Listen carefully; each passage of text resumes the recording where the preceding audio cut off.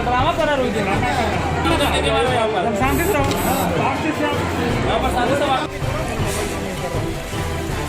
भींग गया अभी तुम्हारा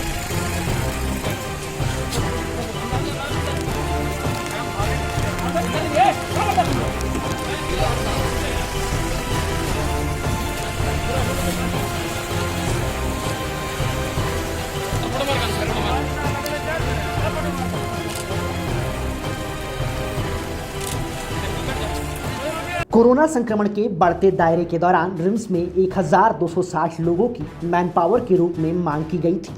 एनएचएम के सौजन्य से मुंबई की कंपनी टी&एम सर्विसेज कंसल्टिंग लिमिटेड को मैन पावर की बहाली का जिम्मा दिया गया था।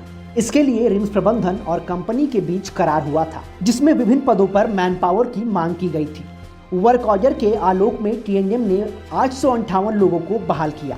बहाल किए गए कर्मचारी रिम्स द्वारा लगाई गई ड्यूटी में काम भी करने लगे थे, लेकिन मरीजों की संख्या कम होते ही रिम्स प्रबंधन ने 11 मई के बाद नियुक्त किए गए सभी लोगों को काम पर नहीं रखने का आदेश निकाल दिया।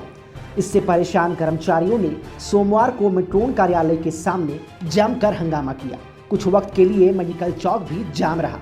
एक बार फिर आज मंगलवार सुबह से ही रिम्स परिसर में हाई वोल्टेज ड्रामा चलता रहा, लेकिन नतीजा सिफर रहा। वहीं इस पूरे मामले पर टी&एम सर्विसेज के एचआर अभय तिवारी ने पूरे मामले से ये कहते हुए पल्ला झाड़ लिया कि टी&एम का काम मैन पावर देने तक सीमित था, पैसे की भुगतान का जिम्मा उनका नहीं है। इम्पैनलमेंट में कहना है कि हम लोग एज ए रिक्रूटमेंट करने के लिए वहाँ पे इम्पैनल्ड हैं, सैलरी नहीं दे सकते हैं। सैलरी रिम्स प्रबंधन का ही देना होगा, क्योंकि हम लोग एक एक्सेप्टेंस ऑर्डर है जिसको दिखा रहे हैं, उसमें साफ साफ हम लोग 3-4 पॉइंट को ये किए हैं, 2, 4, 5, 6, 8 are not applicable as per the NRHM empanelment letter, क्योंकि हम लोग एनआरएचएम में रिक्रूटमेंट करने के लिए इम्पैनल हुए हैं। तो दूसरी तरफ इसके उलट रिम्स प्रबंधन ने अपने हाथ खड़े कर लिए हैं। रिम्स के जनसंपर्क अधिकारी डॉक्टर डी.के. सिन्हा ने कहा कि पैसे के भुगतान की जिम्मेवारी टी&एम सर्विसेज की है। जैसा आप बोल रहे हैं कि टी&एम कंपनी द्वारा आउटसोर्सिंग से इन लोगों को यहाँ रखा गया था और इसकी पूरी जिम्मेवारी टी&एम पर थी।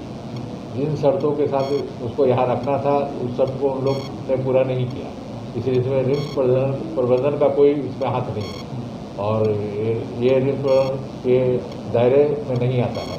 इसको जो आउटसोर्सिंग कंपनी है वही देखेगी और उस पर निर्णय। बहरहाल सुबह से ही रिम्स परिसर में कर्मचारियों की गहमा गहमी थी। काम से हटाए गए 396 कर्मचारी निदेशक कार्यालय के समक्ष कोविड वार्ड के पास जुट गए। वहां टी&एम सर्विसेज लिमिटेड के एचआर अभय तिवारी ने उनसे बात भी की, लेकिन नतीजा सिफर रहा। वहीं काम से हटाए गए कर्मचारियों में आक्रोश है। सर से बात हुआ है कि 12 तारीख से जो ज्वाइन किए हैं उसको नहीं रखा जाएगा। अब क्या कीजिएगा? हम लोग क्या करेंगे? हम लोग का स्टैंड ऐसा कोई भी अधिकारी कोई भी बाधा नहीं पहुंचाना चाहते थे, लेकिन कुछ लोग गलती से हो गया, लेकिन और भी हम लोग कोई भी ऐसा बाधा नहीं पहुंचाए कार्य में।